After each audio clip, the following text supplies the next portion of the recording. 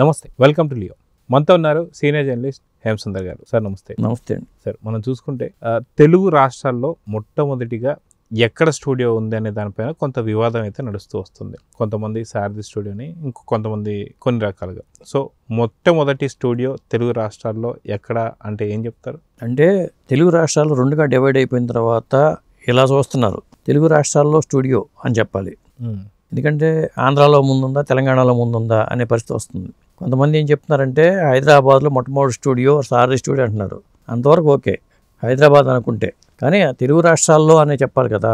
తెలుగు రాష్ట్రాలు అనుకున్నప్పుడు ఏమవుతుందంటే ఫస్ట్ స్టూడియో అనేది దుర్గా సినీ టౌన్ రాజమండ్రిలో. అప్పట్లో నిడమతి సూరయ్య గారు ఆయన ఆ రాజమండ్రిలో కట్టిన స్టూడియో ఫస్ట్ స్టూడియో అండి. ఆ తర్వాత రెండో స్టూడియో 1936లో. దాదాపు ఇంచుమించుగా ఒకే టైంలో కట్టిన స్టూడియోలు ఇవన్నీ. ఆంధ్ర సినీ టౌన్, దుర్గా సినీ టౌన్ అనేది రాజమండ్రి. ఆంధ్ర సినీ టౌన్ అనేది ఆయన జగన్నాథ రాజు గారు అని ఆయన కట్టారు. ఒక రాజుగారు ఇంకో ఆయనతో కలిపి. ఆయన వీళ్ళు ఏం చేశారు, దుర్గా సినీ టౌన్లో సంపూర్ణ రామాయణం సినిమా చేశారు సూరయ్య గారు. అలాగే ఇంకో 2 సినిమాలు చేశారు. ఆ తర్వాత సినిమా స్టూడియో మూతపడిపోయింది. మొట్టమొదటి సినిమా స్టూడియో అనేటప్పుడు దుర్గా సినీ టౌన్ అనేది వస్తుంది మనకి, రాజమండ్రిలో ఉన్నది. రెండో స్టూడియో వైజాగ్లో వచ్చింది. ఆ తర్వాత 1950 తర్వాత వచ్చిన స్టూడియో సారథి స్టూడియో. చల్లపల్లి రాజా గారు కట్టిన స్టూడియో సారథి స్టూడియో. చాలామంది ఏంటంటే రకరకాల డిస్కషన్స్లో సారథి స్టూడియో మొట్టమొదటి స్టూడియో తెలుగు రాష్ట్రాలని చెప్తున్నారు. అది తప్పు. సారథి స్టూడియో తర్వాత మళ్ళీ భానుమతి గారు భరణి స్టూడియో అని వాళ్ళ అబ్బాయి పేరు మీద భరణి స్టూడియోని కట్టారు. అది ఒకటి ఉంది. ఇట్లా అండి. ఆ తర్వాత ఇక అన్నపూర్ణ స్టూడియో, ఇవన్నీ రామకృష్ణ సినీ స్టూడియో, ఇవన్నీ తర్వాత వచ్చిన స్టూడియోలు. ఇక రామోజీ ఫిల్మ్ సిటీ అనేది రామోజీ గారు భారీ స్థాయిలో కట్టిన స్టూడియోకి చెప్పాలి. అది స్టూడియోల పరంగా చెప్పాలంటే మాత్రం దుర్గా సినీ టౌన్ అనేది రాజమండ్రి. అదే టైంలో అక్కడ వైజాగ్లో చేసింది అదండి. అయితే మద్రాస్ నుంచి ఆంధ్ర విడిపోయిన తర్వాత సినిమా ఇండస్ట్రీ కూడా తరలొచ్చేసింది హైదరాబాద్కి. అయితే ఇప్పుడు మళ్ళీ తెలంగాణ ఆంధ్ర రెండు విడిపోయిన తర్వాత, 2 రాష్ట్రాలు అయిపోయిన తర్వాత ఇప్పుడు మళ్ళీ ఆంధ్రాకి మొత్తం షిఫ్ట్ అవబోతుందా, లేదా తెలంగాణలో ప్లస్ అదేవిధంగా ఆంధ్రాలో 2 దగ్గర కూడా స్టూడియోస్ ఉండబోతున్నాయి అనేటువంటి కొంత వాదనలు అయితే వస్తున్నాయి. సో ఒకరు నిజంగా ఆంధ్రాలో స్టూడియోస్ కట్టాలి అంటే లేదా నిర్మించాలి అంటే ఏ ప్రదేశం చాలా చక్కటి ప్రదేశం అంటే ఏం చెప్తారు? దానికి మనం ఆంధ్ర సినీ టౌన్ ఉంది కదా వైజాగ్, అప్పుడు అనుకున్నారు. అక్కడే మంచి లొకేషన్. ఎందుకంటే రామానాయుడు గారు కొంత ల్యాండ్ అలాట్ చేశారు. ఆ ల్యాండ్లో కొంత ఏదో కట్టారు, కన్స్ట్రక్షన్ చేశారు. ఆ ల్యాండ్ వివాదం కూడా ఇప్పుడు నెలకొని ఉంది. గవర్నమెంట్ కేటాయించిన ల్యాండ్ కాబట్టి ఆ కొంత ల్యాండ్ మరి వెనక్కి తీసుకోవాలని ప్రయత్నాలు జరగడం కానీ ఇవన్నీ జరిగినాయి. వాళ్ళు పర్పస్ కోసం ఇస్తే, వాళ్ళు చేయకపోతే గవర్నమెంట్ వెనక్కి తీసుకుంటారు ఆటోమేటిక్గా. అయితే ఒకటి చిరంజీవి గారు కూడా వైజాగ్లో కట్టాలని ప్రపోజల్ ఆయన చేసుకున్నారు గతంలో కూడా.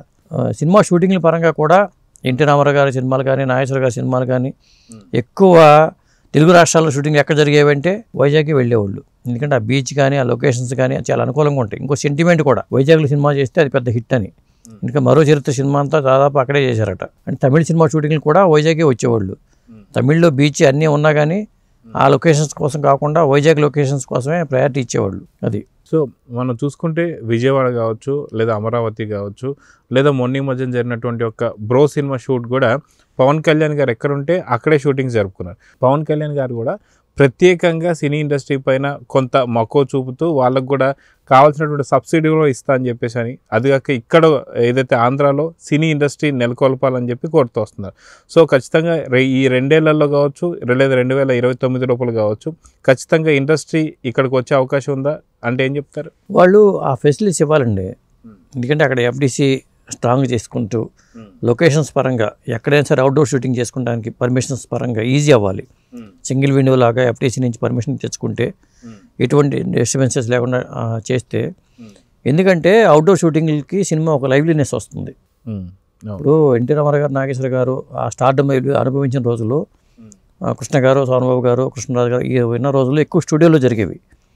దానికి ప్రధానమైన కారణం ఏంటంటే అవుట్డోర్ షూటింగ్లు చేసినవి చాలా పెద్ద హిట్ అయినాయి. ఇప్పుడు మీరు అడవి రాముడు కానీ ఇవన్నీ అవుట్డోర్ షూటింగ్లో కొన్ని చేస్తే అవి పెద్ద హిట్ అయినాయి. ఆ లొకేషన్స్ కంపల్సరీగా వెళ్ళాల్సి వచ్చిన వాళ్ళు వెళ్ళారు. జనరల్గా వీళ్ళు స్టూడియోలోనే ఒప్పుకునేవాళ్ళు.